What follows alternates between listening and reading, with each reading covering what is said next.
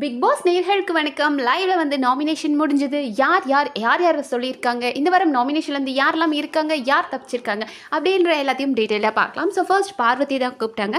Parvati nominate பண்ண 2 நபர்கள் FJ and Amit. So எஃப்ஜேவை என்ன காரணம் அப்படின்னா, அவன் வந்து போன வாரம் டாஸ்க் ஒழுங்காக பண்ணலை, எப்போ பாரு என் கூட ஒரு சண்டை போடணுன்ற இன்டென்ஷன்லேயே தான் இருக்கான், இந்த மாதிரி ரீசனுக்காக எஃப்ஜே சொன்னாங்க. அண்ட் அமித் வந்து நமக்கு தெரியும், அமித் நீங்கள் என்னதான் பார்வதிக்கு போய் பால் வாத்து அவங்கள பார்த்துக்கிட்டாலும் உங்களை குத்துவாங்க, நமக்கு தெரிஞ்சது தான். நேத்தனமும் அமித் கிட்ட போயிட்டு நான் உன்னை தப்பாக நினைக்க மாட்டேன், நீ என்ன தப்பாக நினைக்காதன்னு என்னென்ன கதெல்லாம் விட்டாலும் மறுபடியும் இன்னைக்கு வந்து பேசும்போது அவர் என்னோட பெயினை போய் தப்பாக பேசியிருக்கார். ஒரு சண்டை அப்படின்றதுக்காக என்னோட பெயினை வச்சு அவர் பேசிட்டார் இல்லையா. அண்ட் அது மட்டும் இல்லாமல் அவர் அன்வான்டாக நிறைய ப்ராப்ளத்தில் போய் நிற்கிறாரு. மறுக்கா சொல்லு, இதெல்லாம் யார் சொல்கிறதுன்னு பார்த்தா நம்ம விஜே பார்வதி சொல்கிறாங்க. அன்வான்டாக தேவையில்லாத பல பஞ்சாயத்தில் போய் அந்த மனுஷன் நிற்கிற மாதிரி எனக்கு தெரியுது, அதனால் அவர் இந்த வீட்டை விட்டு போகணும் அப்படின்னு பார்வதி சொல்லியிருக்காங்க.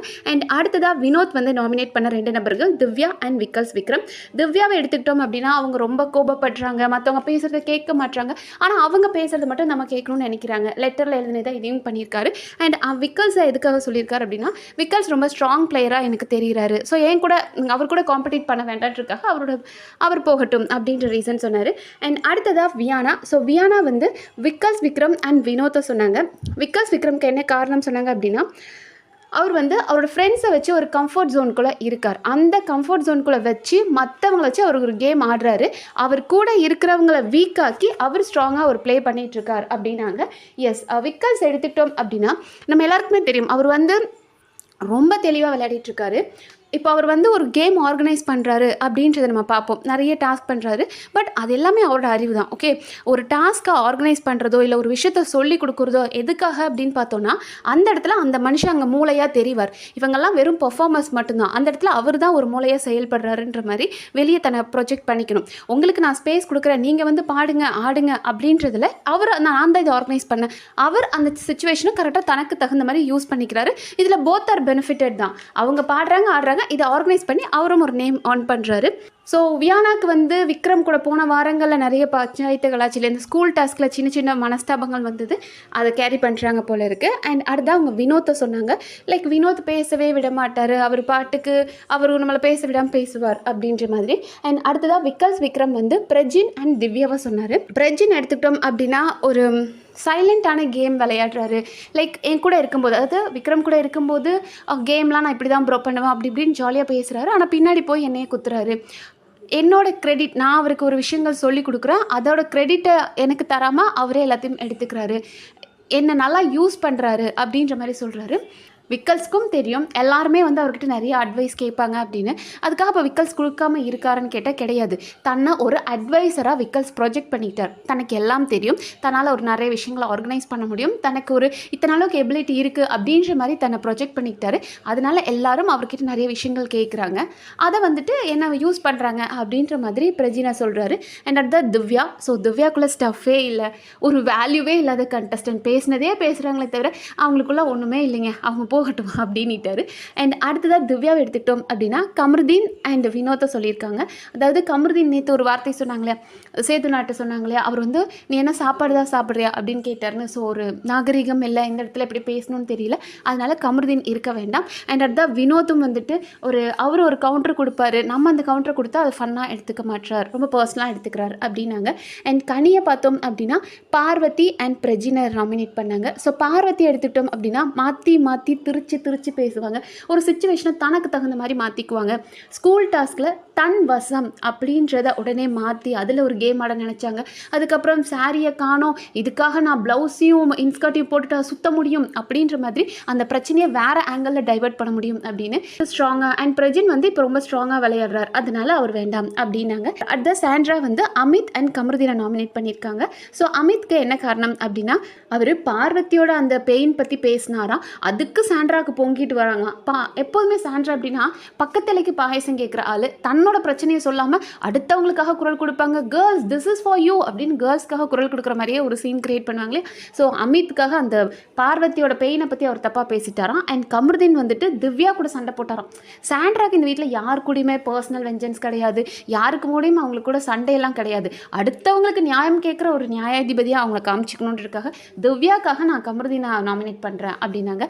ஆல்ரெடி இவங்க வந்து நேற்று ஹாட் சீட்டில் உட்காந்தாங்க. அப்போ கம்மு வந்து பேசினதே அவங்களுக்கு செம்ம கோபம். நீ யார்ரா, நீயே ஒரு கோமாளி, நீ வந்து எனக்கெலாம் அட்வைஸ் பண்ணுறியா அப்படின்ற மாதிரி ஒரு காண்ட் இருந்தது. அண்ட் அதை வந்து திவ்யா பேரை சொல்லி நான் திவ்யாக்கும் கமருதீனுக்கும் ஒரு சண்டை வந்துச்சு, நான் அதனால வந்து நாமினேட் பண்ணுறேன் அப்படின்ட்டாங்க.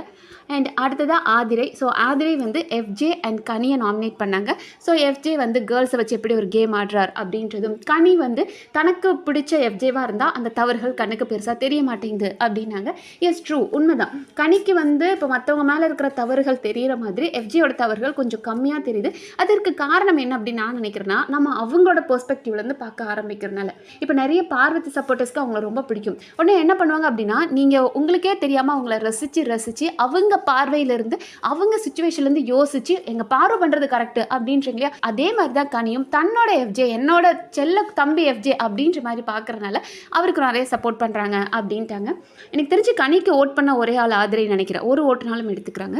அண்ட் அடுத்தா பிரஜின். ஸோ பிரஜின் வந்து அமிதா சொன்னார், சேம் அவரும் வந்துட்டு சாண்ட்ரா அண்ட் பிரஜின் 2 பேரும் ஒரே ரீசன் தான், அதுங்க எப்போதுமே இதை தான் கேம் ஆடுங்க. ஸோ லைக் அந்த லெட்டர் தான், அமித் வந்துட்டு அந்த லெட்டரை ரொம்ப பர்சனலாக எடுத்துக்கிட்டாராம். லைக் அந்த மொட்டை கடுதாசி வந்துச்சு இல்லையா, அதுக்கு வந்து ரொம்ப பர்சனலாக அவர் எடுத்துக்கிட்டாரு. அந்த சண்டே வந்து நான் வந்து ஒரு family man, happily married man, நான் என்ன ஏன் இதில் இழுக்கிறீங்க அப்படின்னு பர்சனலாக எடுத்துக்கிட்டாருன்னு. சார் பர்சனலாக எடுத்துக்கிறதுன்னு பார்த்தா அந்த பர்சனலான ஒரு சாதாரண லெட்டரை பூகம்பமாக்குனதே பார்வதி தான். ஸோ உங்களுக்கு ஏதோ ஒரு ரீசன் கிடைக்கணுன்றதுக்காக சொல்கிற மாதிரி இருக்குது. அண்ட் அதே மாதிரி கமருதீனை வந்து சொன்னார். கமருதீன் கிளாஸ் நடக்கும்போது ஏதோ கலாய்ச்சிட்டாராம், அதை ஒரு ரீசனாக சொல்லி என்ன அவர் இப்படி பேசிட்டாரு, நான் வந்து அந்த கெட்டப்பில் இருக்கும்போது அவர் என்ன கலாய்ச்சிட்டாருன்னு அதை ஒரு ரீசனாக சொன்னார். அண்ட் அடுத்ததாக அரோரா. ஸோ அரோரா வந்து நாமினேட் பண்ண person Parvathi and Divya. So பார்வதிக்கு அவங்க கொடுத்த ரீசன் என்ன அப்படின்னா, அவள் எல்லாரையும் இன்ஃப்ளூயன்ஸ் பண்ணுறா. அதை வந்து வியானா ஒரு தடவை சொல்லியிருப்பாங்க. பார்வதி வந்து வியானாட்ட சொன்னாங்களாம், நீ இன்னொரு ஓட் போட்ட அப்படின்னா அரோராக்கு 2 ஓட் வந்தால் கரெக்டாக உள்ளே போயிடுவா, ஸோ அரோராக்கு ஓட் பண்ணு அப்படின்னு. அரோரா வெளியே போகணும் அப்படின்றதுக்காக பார்வதி மற்றவங்களெல்லாம் இன்ஃப்ளூயன்ஸ் பண்ணி ஓட் பண்ண வைக்கிறாங்க. ஸோ இந்த மாதிரி பர்சனல் ரீசனுக்காக டெஸ்பரேட்டாக என் பேரை சொல்கிறாங்க அப்படின்னாங்க. இந்த வார்த்தையை வச்சே பார்வதி கண்டுபிடிச்சிட்டாங்க. ஏன்னா கடைசியாக நாமினேஷன் முடிச்சதுக்கப்புறம் என்னென்ன ரீசன் சொல்லி பிக் பாஸ் சொல்லுவார் இல்லையா, இந்த டெஸ்பரேட்டாக அவள் என்ன பிளான் பண்ணி பர்சனல் ரீசனுக்காக குத்துறா அப்படின்னு சொல்கிறதுக்கு ஏற்றதுமே அரோரா என்ன நாமினேட் பண்ணியிருக்கா அப்படின்னு கண்டுபிடிச்சிட்டாங்க. அண்ட் அடுத்ததாக திவ்யாவை சொன்னாங்க. அண்ட் அடுத்ததாக வந்து அமித் வந்துட்டு வினோத் பேரை சொல்லார். ஸோ வினோத் அவர் சொன்னதுக்கான காரணம் என்ன அப்படின்னா, வினோத்துக்குள்ளே நிறைய பொட்டென்ஷியல் இருக்குது, ஆனால் கொஞ்சம் சும்மாவே இருக்கார், மேபி நாமினேஷனில் வந்தால் இன்னும் நல்லா பெர்ஃபார்ம் பண்ணுவார் அப்படின்ற மாதிரி சொல்லிட்டு இருந்தார். அண்ட் அடுத்ததாக ரம்யா. ஸோ ரம்யா வந்து சுபிக்ஷா அண்ட் எஃப்ஜேவை சொன்னாங்க. ரம்யாவுக்கு சொன்ன ரீசன், சுபிக்ஷாவுக்கு சொன்ன ரீசன் என்ன அப்படின்னா, அந்த கடல் கம்யூனிட்டி அவள் வந்ததுலேருந்து இந்த கடலோர மக்கள், எங்கள் அப்பா கடலுக்கு போனாங்க அப்படின்னு ஃபுல்லாகவே அப்பாவை பற்றியே சொல்கிறாளே தவிர அவளோடதுன்னு எதுவுமே இல்லை அப்படின்றாங்க. ஸோ ரம்யா நீங்கள் வெளியே வந்ததுக்கப்புறம் டெஃபினட்டாக பாருங்கள், சுபிக்ஷா கடலுக்குள்ளே போய் விளாக்ஸ்லாம் போட்டிருக்காங்க. ஸோ எனக்கு தெரிஞ்சு பொண்ணுங்க யாரும் பெருசாக நடுக்கடலில் போய் விளாக்லாம் போட்டதில்லை. அந்த பொண்ணு அதெல்லாம் பண்ணியிருக்கு. ஸோ தெரியாமல் பாவம் நீங்கள் சொல்லிகிட்ருக்கீங்க. பட் எனக்கு கேட்டால் சுபிக்ஷா ரொம்ப டேலண்டடான பொண்ணு, நல்ல பொண்ணு. ஆனால் இந்த டாக்ஸிக் சீசனில் 1-2 பேர் நல்லவங்களாம் வந்து மாட்டிக்கிட்டாங்க. அதில் நான் ஒரு ஆள் சுபிக்ஷாவையும் ஒரு ஆள் நல்ல பொண்ணாக தான் பார்க்குறேன். ஒரு நாமினேஷன் ஃப்ரீ பாஸ் தரலை அப்படின்ற ஒரே ரீசனுக்காக இன்னைக்கு வரைக்கும் பார்வதி சப்போர்ட்டர் சுபிக்ஷாவை போட்டு அடிச்சிட்டு இருக்காங்க. பட் ரொம்ப நல்ல பொண்ணு, நல்ல கேம் விளையாண்டாங்க அப்படின்னா, இன்னும் கொஞ்சம் கேம் விளையாண்டாங்கன்னா, அந்த பீட் பாக்ஸை தாண்டி கேமில் ஃபோக்கஸ்டாக அவங்க இன்னும் பண்ணியிருந்தாங்கன்னா கூட வெளியே தெரிஞ்சிருப்பாங்க. அடுத்ததாக எஃப்ஜே. ஸோ எஃப்ஜே மேலே அவங்களுக்கு ஒரு சின்ன வருத்தம் இருக்குது.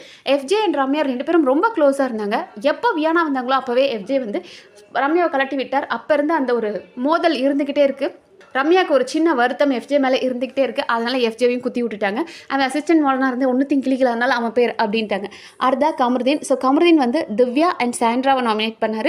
திவ்யாவுக்கு கொடுத்த ரீசன் என்ன அப்படின்னு பார்த்தோன்னா, அவங்களுக்கு பொறுமை இல்லை, சும்மா சண்டை போட்டுக்கிட்டே இருக்காங்க அப்படின்னாரு. அண்ட் அடுத்தா சாண்ட்ராவுக்கு வந்து அக்காக்குள்ளே நிறைய டேலண்ட் இருக்குது, ஆனால் எதையுமே ஷோகேஸ் பண்ண மாட்டாங்க. அவங்களுக்கு கிளாசிக்கல் டான்ஸ் தெரியும், அவங்க ஒரு ஆக்டர், பட் இருந்தாலும் எதையுமே காட்ட மாட்டாங்க, சும்மா பிடிச்சி வச்ச புள்ளியார் மாதிரி அப்படியே உட்காந்துட்டு இருக்கு அப்படின்றாங்க. ஆமாம், சாண்ட்ரா என்ன பண்ணியிருக்காங்க இது வரைக்கும்? அந்த ஹோட்டல் டாஸ்க்கை தாண்டி வேறு என்ன பண்ணியிருக்காங்க? உட்காந்து பொறணி பேசுவாங்க. அவங்க பார்வதி அந்த ஒரு சொம்பு கேங் சேர்ந்துக்கிட்டு பொறணி பேசிகிட்டு இருப்பாங்க. வேறு என்ன பண்ணிட்டாங்கன்னு தெரில. அண்ட் சுபிக்ஷா. ஸோ சுபிக்ஷா வந்துட்டு எஃப்ஜே அண்ட் கமருதீனை சொன்னாங்க. லைக் எஃப்ஜேவை எதுக்கு சொன்னாங்கன்னா, லாஸ்ட் வீக் அவர் ஒழுங்காக ஒர்க் பண்ணலை. அண்ட் கமருதீன் பார்த்தோம்னா ஏதோ பிக்னிக் வந்த மாதிரி அவர் ஃப்ரெண்ட்ஸ் கூட ஜாலியாக இருக்கார் அப்படின்னாங்க. எனக்கு தெரிஞ்சு சுபிக்ஷா தான் வந்து கமருதீன் கிட்ட கமருதீனா நீங்கள் ரொம்ப ஜாலியாக இப்படியே ஃபன் பண்ணிட்டுருங்க நல்லாயிருக்கு அப்படின்னாங்க. பட் கமருதீன் டாஸ்க்குன்னு வரும்போது கொடுக்குறாரு, 100% கொடுக்க தான் செய்கிறாரு. பட் அவங்க இருந்துட்டு அவன் பிக்னிக் வந்த மாதிரி ஜாலியாக இருக்கான், டாஸ்க்கை பெருசாக இன்வால்வ் இல்லை அப்படின்ட்டாங்க. அண்ட் அடுத்ததாக சபரி வந்தார். ஸோ சபரி வந்து பார்வதி அண்ட் எஃப்ஜேவை சொல்லியிருக்காரு. ஸோ பார்வதி சொன்னதுக்கான ரீசன், அவள் ஒரு இமோஷ்னலாக திருப்பி விட்டுருவா. ஒரு சாதாரண பிரச்சனையை கூட இமோஷ்னலாக்கி, லைக் இப்போ இந்த ஸ்கூல் டாஸ்கில் பண்ணாங்க இல்லையா, சாரீ காணோம் அவ்வளோதான், அதுக்கு வந்து நான் வந்து சாரீ இல்லாமல் நான் ப்ளவுஸோடு சுற்றணும்னு இவனுங்களா இதை பண்ணுறானுங்களா அப்படின்ற மாதிரி கேட்டாங்க. ஸோ சாதாரண விஷயத்தையும் இமோஷனலாக திருப்பி விட்டுருவா. அண்ட் எஃப்ஜே வந்து அவனுக்கு அந்த ஃபிங்கர் கட் ஆயிடுச்சுன்னு சொல்லி ஒர்க் பண்ணாமல் இருந்தது தப்பு அப்படின்ட்டாரு. அண்ட் எஃப்ஜே வந்து பார்வதி அண்ட் சாண்ட்ராவை சொன்னார். பார்வதி எப்போ பாரு சண்டை போட்டுக்கிட்டே இருப்பா, சண்டை போட்டால் தான் மக்கள்கிட்ட ரீச் ஆக முடியும்னு சொல்லி என் டேலண்ட்டை காட்ட விடாமல் பண்ணிட்டா அப்படின்ட்டாரு. அண்ட் அடுத்தது சாண்ட்ரா. ஸோ சாண்ட்ரா எப்போ என்ன மூடில் இருப்பாங்கன்னே தெரியாது, வீக்கெண்ட் ஆனால் நம்மக்கிட்ட நல்லா பேசுவாங்க, நாமினேஷன் முடிஞ்சதுக்கப்புறம் வில்லி மோடுக்கு போயிடுவாங்க அப்படின்னாரு. எஸ், அதுதான் சாண்ட்ரா. ஸோ இதனால் நாமினேட் ஆன நபர்கள் யார் யார் அப்படின்னு பார்த்தோன்னா, FJ, Divya, Kamrudeen, Parvati, Prajin, Amit, Sandra, Vikram, Vinod, Ghani and Subiksha. So நாமினேஷன்லேருந்து escape ஆனவர்கள் யார் யார் அப்படின்னு பார்த்தோன்னா, சபரி பேர் யாருமே சொல்லலை. சபரி, வியானா, அரோரா, இவங்க 3 பேரும். அண்ட் அடுத்தது இந்த வாரத்துக்கான கேப்டனான ரம்யா மற்றும் அண்ட் இந்த வாரத்தோட புது வரவான ஆதிரை, அவங்களுக்கும் வந்து அவங்களோட நாமினேஷன் கிடையாது.